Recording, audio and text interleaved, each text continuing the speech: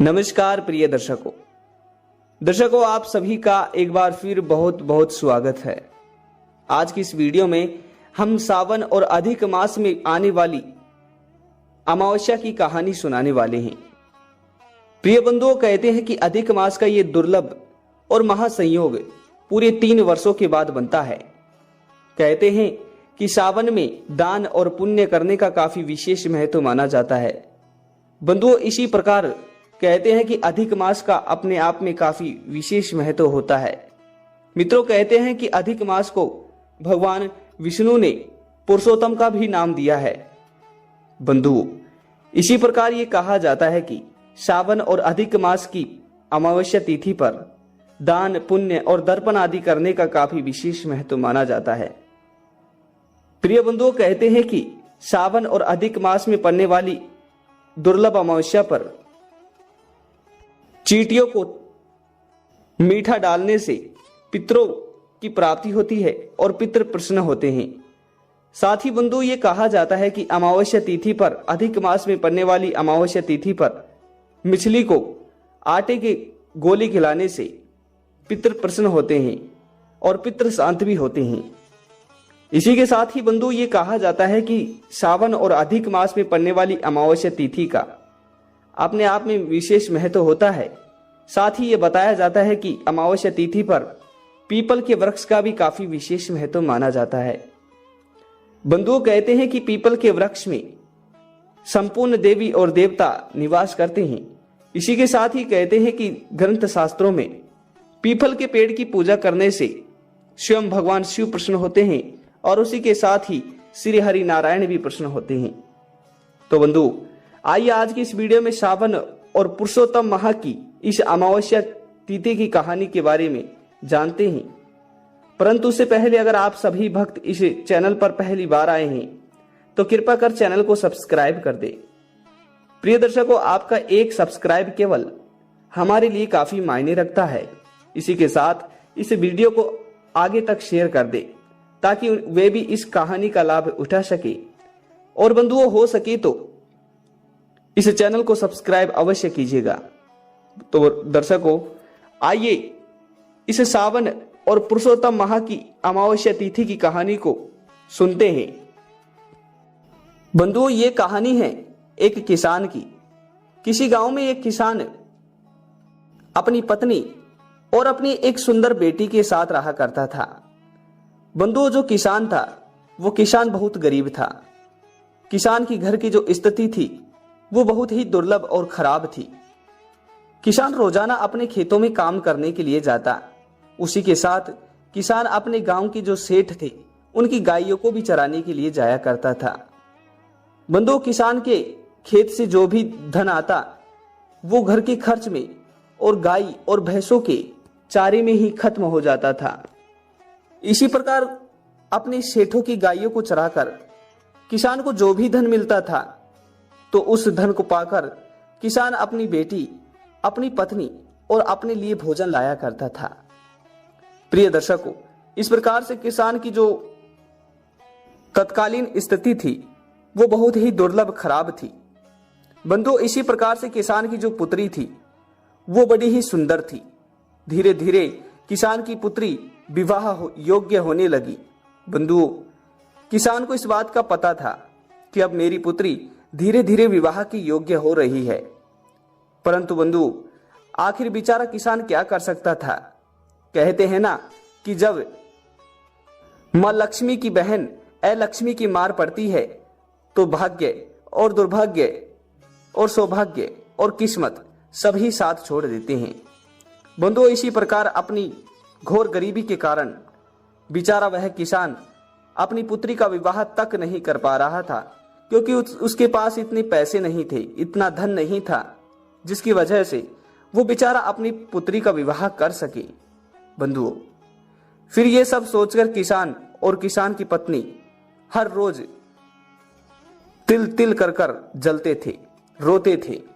बंधुओं, इस प्रकार से उनका जीवन बहुत ही दुखमय बीत रहा था। प्रिय दर्शकों, फिर एक दिन की बात है, उनके घर पे एक साधु भिक्षा मांगने के लिए आते हैं। जब साधु किसान के घर में आते हैं तो किसान साधु से कहते हैं कि हे संत, हे महात्मा, हमारे घर में खैर आपको देने के लिए तो कुछ नहीं है, क्योंकि मैं ठहरा एक गरीब किसान। मैं जो भी कमाता हूं वो हम तीनों के भोजन में ही खत्म हो जाता है। मैं जो भी कमाता हूं उसको बिल्कुल मैं अलग रख नहीं पाता हूं, जिसके कारण मेरे घर में, मेरे पास आपको देने के लिए तो कुछ नहीं है, मगर मैं आपको भोजन अवश्य करा सकता हूं। बंधु, फिर वह संत किसान के घर में चले जाते हैं, अंदर जाते हैं। किसान की बेटी और किसान की पत्नी उस संत के सामने जो भी उनके घर में था वो सारा भोजन परोस देते हैं। मित्रों, किसान की पुत्री उस संत की खूब सेवा करती है, संत को अच्छा भोजन खिलाती है। मित्रों, जब संत भोजन कर लेता है तो संत किसान की पत्नी और किसान की पुत्री इन सब की सेवा और भाव को देखकर बहुत खुश हो जाता है। मित्रों, वे संत बहुत प्रसन्न हो जाते हैं।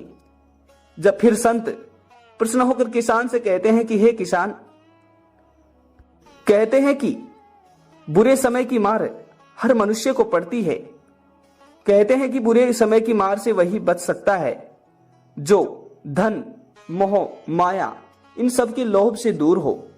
परंतु किसान, तुम फिक्र ना करो, आज तुम में बुरा समय आया है तो कल अच्छा समय भी आएगा। कहते हैं कि बुरा दौर ही अच्छा समय आने की संकेत देता है। बंधुओं, फिर इसी प्रकार वो किसान की पुत्री संत के पैरों में गिरकर आशीर्वाद लेने लगती है। तभी संत उसके हाथों को देखते हैं तो संत हाथों को देखकर किसान से कहते हैं कि किसान, तुम्हारी पत्नी मन से बहुत अच्छी है, इनके मन में कोई पाप और दाग नहीं है, और यही कारण है कि तुम्हें 2 टाइम का भोजन नसीब हो रहा है। बंधु, फिर उसी समय किसान उस संत से अपनी पुत्री के विवाह के बारे में पूछता है तो संत किसान से कहते हैं कि किसान, तुम्हारी पुत्री के जीवन में विवाह का योग है ही नहीं, क्योंकि तुम्हारी पुत्री से जो भी विवाह करेगा वो उसी ही दिन मर जाएगा। बंधु, फिर किसान संत से कहते हैं कि हमें इसका कोई उपाय बताइए। प्रिय दर्शकों, फिर संत किसान से कहते हैं कि सुनो, इस गांव से मिलो दूर एक गांव में एक सोना नाम की एक पतिव्रता स्त्री रहती है। तुम उसके पास तुम्हारी बेटी को भेजो, और अगर वह सोना नाम की स्त्री अपने हाथों से तुम्हारी बेटी के मांग में सिंदूर लगा देगी तो तुम्हारी पुत्री का विवाह एक अच्छे और सुंदर वर के साथ होगा, और हमेशा तुम्हारी पुत्री अपने जीवन में सुख और समृद्धि को प्राप्त करेगी। बंधु, फिर संत यह कहकर वहां से चले जाते हैं, और उसके बाद दूसरे दिन से ही किसान की पुत्री रोजाना उस सोना नाम की स्त्री के घर सुबह जल्दी जाती और रोज घर की सफाई कर कर आ जाती। बंधुओं, इस प्रकार रोज ही किसान की पुत्री सोना के घर जाती और रोज रोज घर की सफाई कर कर वापस आ जाती। बंधुओं, इस प्रकार कई दिन लगा रहा।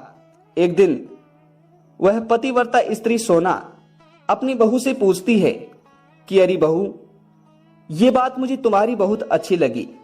तुम रोजाना सवेरे जल्दी उठकर पूरे घर की साफ सफाई कर लेती हो।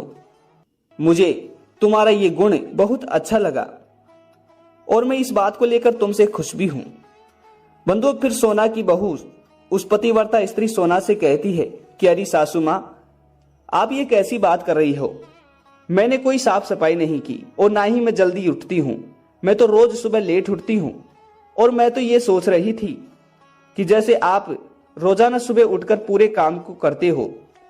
बंधु, अब दोनों सासू और बहू आपस में बातचीत करते हैं तो उन्हें यह पता लग जाता है कि उन दोनों में से कोई भी सुबह जल्दी उठकर घर का काम नहीं करता है। तो वो दोनों इस बात का पता लगाने के लिए लग जाते हैं कि आखिर हमारे घर ऐसा कौन व्यक्ति है जो रोज सुबह जल्दी आकर हमारी घर की साफ सफाई कर देता है। बंधु, फिर इस प्रकार से एक दिन सोना सुबह जल्दी उठ जाती है। उसी समय वह किसान की पुत्री उनके घर में जल्दी साफ सफाई करने के लिए पहुंचती है तो सोना उस लड़की को साफ सफाई करते हुए देख लेती है और सोना उसके चरणों में जाकर, उसके पैरों में जाकर गिर जाती है और कहती है कि हे देवी, आप कौन हो और आखिर भला आप हमारे घर में रोज जल्दी आकर, सुबह आकर साफ सफाई क्यों करती हो। तो बंधु फिर वह किसान की पुत्री उसे सारी बात बताती है। सोना उस स्त्री, उस लड़की को अपनी मांग का सिंदूर देने के लिए तैयार हो जाती है। उधर सोना का पति घर से बाहर जा रहा था तो सोना उसी समय अपनी मांग में से सिंदूर लेकर उस लड़की के हाथ में दे देती है। मित्रों, जैसे ही सोना अपनी मांग के सिंदूर को हटाकर उस लड़की के हाथ में देती है तो उधर सोना का पति उसी समय मर जाता है। बंधु इस बात का सोना को पता था। उसके बाद सोना वहां से एक पीपल के पेड़ के पास जाती है और पीपल के पेड़ के पास जाकर पीपल के पेड़ में 108 बार परिक्रमा करती है और भगवान श्री नारायण और पुरुषोत्तम मास की पूजा करती है। तो बंधुओं, फिर उसके बाद से ही सोना का पति वापस थोड़ी ही देर बाद वापस जीवित हो जाता है। मित्रों, तो इस प्रकार से कहते हैं कि पुरुषोत्तम मास की इस अमावस्या पर दान, पुण्य, दर्पण और पीपल वृक्ष की पूजा करने का काफी विशेष महत्व माना गया है। तो बंधुओं, आज का यह प्रसंग आपको कैसा लगा, आप कमेंट बॉक्स में अवश्य बताइएगा और पुनः मिलते हैं एक और ऐसी ही नई वीडियो के साथ। धन्यवाद जी, नमस्कार।